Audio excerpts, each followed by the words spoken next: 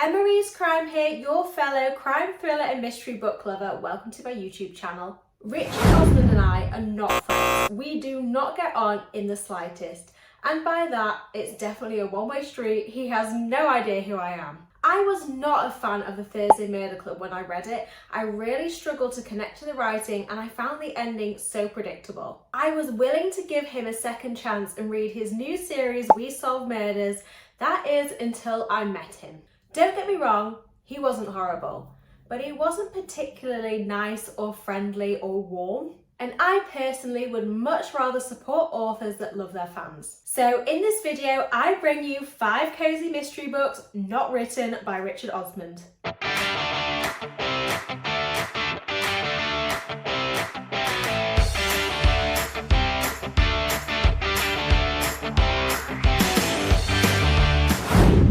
Kick off with book number 1, I just wanted to let you know that this video was inspired by thriller books not by Freida McFadden, a video done by What Michaela Reads. I'll tag her in the comments below.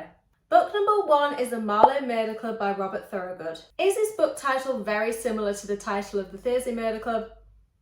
Yes. Was the Marlow Murder Club written after the Thursday Murder Club?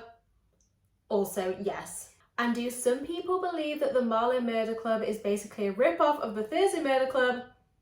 Yes. However, in my personal opinion, I think that the Marlow Murder Club is significantly better than the Thursday Murder Club. I love the characters way more in the Marlow Murder Club compared to the Thursday Murder Club, and also I thought that the story was more complex, so when it got to the end twist, I was shocked. The Marlow Murder Club is book 1 of the Marlow Murder Club series, and I believe that there's 4 books out so far. In book 1, 77-year-old Judith is going for a wild swim where she witnesses a brutal murder. The police don't believe Judith's story, so she ends up forming an unlikely friendship with 2 other women, and they form the Marlow Murder Club and they set out to investigate this murder. The books can be read as standalone, but you might as well start off with book 1, and in my opinion, book 1 is the best.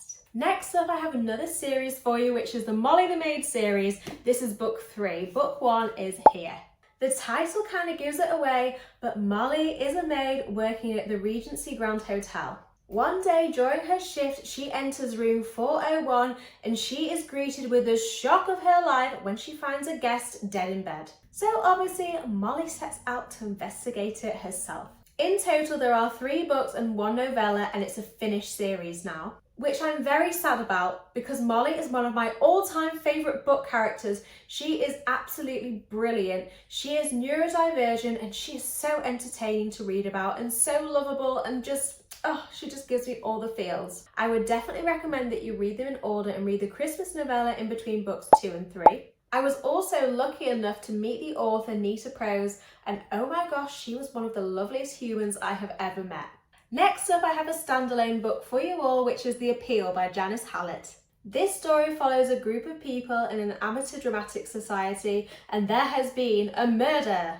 Roderick Tanner QC has assigned law students Charlotte and Femi onto the case. Somebody has already been sent to prison, however, Roderick Tanner is convinced that they got the wrong person. All of Janice Hallett's books are classed as cozy mysteries, and they are all told in a mixed media style format. However, in my opinion, The Appeal is the best. And what I mean by mixed media is that the story has not been written in a traditional way. Instead, the story is told through different forms of media. So for example, in The Appeal, the whole story is written and shown through email exchanges. I was super lucky and I got to meet Janice Hallett, who is one of the most wholesome people I have ever met. And what is absolutely fascinating about her is she started off her career writing screenplays. One of her screenwrites ended up being really successful, but after that her career really dwindled. So she sought advice, I think from a director or a producer, and they told her to write a book. However, she had had no experience whatsoever in writing a book. She'd obviously written a lot of screenplays which focus on the dialogue between characters,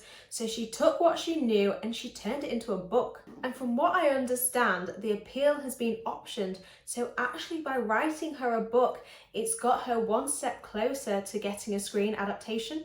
Honestly, I find authors' lives so fascinating and interesting. Anyway, back to The Appeal. I came across this book completely by accident. I'd read all my books and I found this book in one of those book swap things that you can find in hotels. I ended up giving this book 5 stars. It's funny and it's wholesome and it's so grippy, and I actually did guess the killer, but I didn't guess the motive, and normally I would knock a book down by half a star, but I just got that 5-star feeling. I loved it. Next up we have the Martini Club series by Tess Gerritsen. This is book 2. Book 1 is packed because I'm moving house. I'll put a picture of the cover here. Tess Gerritsen wrote the Rosalian Isles series, which is super dark and super disturbing. However, when it comes to the Martini Club series, she has taken a completely different direction because it is very cozy and very wholesome.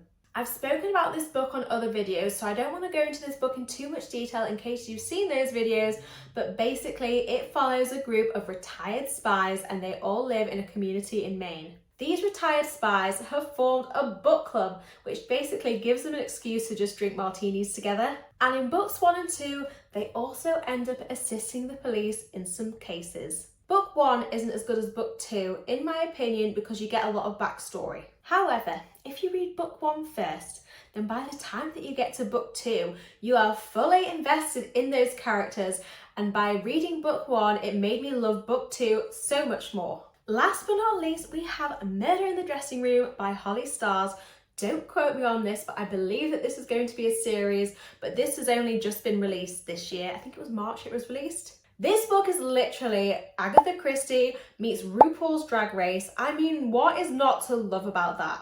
Beloved drag mother Lady is brutally killed using poison, and main character Misty Divine finds her body. When being questioned by the police, Misty Divine gets super frustrated because they seem to be more concerned about the dress that Lady was wearing as opposed to the fact that she's been murdered. So Misty sets out to investigate herself, but that obviously gets her into a spot of trouble. The tagline of this is, "Drag isn't just dramatic, it's deadly." Oh, I just love this book so much.